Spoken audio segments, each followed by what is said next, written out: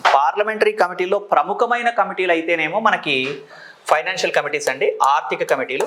ఈ ఆర్థిక కమిటీలు కాకుండా మనకి క్యాబినెట్ కమిటీలు ఉంటాయి, అలాగే డిపార్ట్మెంటల్ స్టాండింగ్ కమిటీస్ ఉంటాయి, డిపిఎస్సీలు ఉంటాయి.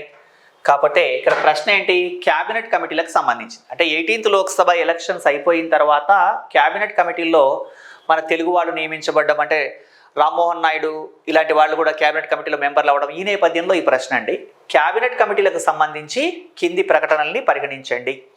ఇవి రాజ్యాంగేతరమైనవి అంటున్నారు. అంటే క్యాబినెట్ కమిటీలు అంటే దీంట్లో ఏంటి, సింపుల్గా గుర్తుపెట్టుకోండి.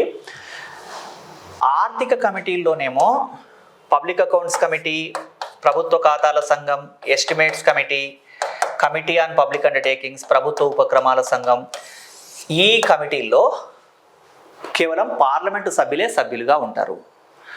అలాగే డిపార్ట్మెంటల్ స్టాండింగ్ కమిటీల్లో కూడా పార్లమెంటు సభ్యులే సభ్యులుగా ఉంటారు. కానీ ఇక్కడ క్యాబినెట్ కమిటీలు అంటే మంత్రులు, ప్రధానమంత్రి సభ్యులుగా ఉంటారు.